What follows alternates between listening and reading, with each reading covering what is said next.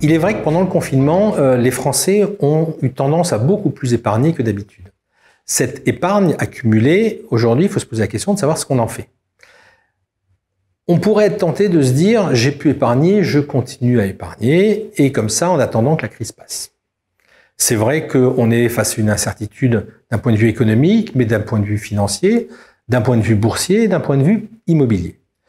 Donc, le premier réflexe, c'est un réflexe de thésaurisation qui est de dire « j'attends que l'orage passe et on verra après ». D'un autre côté, les marchés financiers ont dégringolé quand même pas mal au mois de mars et un petit peu avril et ont commencé à se reprendre.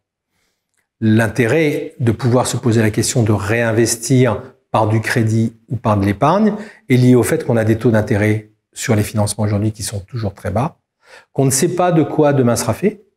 On ne sait pas si la fédération de la mutualisation de la dette européenne ne va pas générer un risque de hausse de taux d'intérêt, et au niveau des banques centrales et au niveau des investisseurs.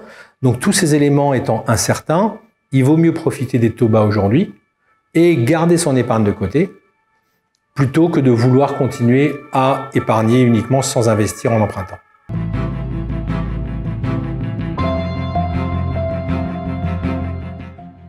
Je pense qu'en effet, il est pertinent d'emprunter maintenant. D'abord, comme je le disais tout à l'heure, parce qu'on a des taux très bas. Et surtout qu'on a des opportunités d'investissement aujourd'hui qu'on n'aura peut-être pas par la suite. Si les taux remontent, on risque peut-être d'avoir une correction du marché de l'immobilier, ce qui n'est pas certain. Et donc, on risque surtout d'avoir une baisse du pouvoir d'achat. Donc, emprunter maintenant, on connaît toutes les conditions. Ce qu'il faut savoir, c'est que quand on fait un crédit, on connaît son état de santé aujourd'hui, on connaît ses revenus, on connaît l'état du marché des taux, on connaît l'état du marché de l'immobilier. Il n'y a aucun de ces paramètres qui est connu demain. Donc, tant qu'on en a la volonté et la possibilité, il vaut mieux emprunter intelligemment, c'est-à-dire par rapport, non pas à son taux d'endettement, mais par rapport à son reste à vivre, et ce qui est raisonnable pour chacun, donc c'est pas le même niveau pour tous. Mais l'idée, c'est de dire, je me mets dans une logique d'emprunt, le marché est ce qu'il est, de toute façon, j'investis sur de la durée, donc oui, il est pertinent d'emprunter maintenant.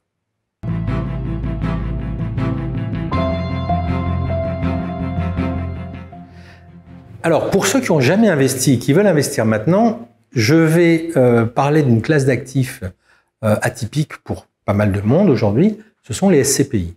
Pourquoi? Parce qu'aujourd'hui, on est dans un environnement incertain et que vouloir s'engager sur un montant important, qui plus est une résidence principale à ce jour, risque de mettre dans l'embarras l'investisseur. Aujourd'hui, dans les grandes métropoles, le montant moyen d'un loyer sur un bien donné est beaucoup moins élevé que le montant d'un remboursement du prêt nécessaire à l'acquisition de ce même bien.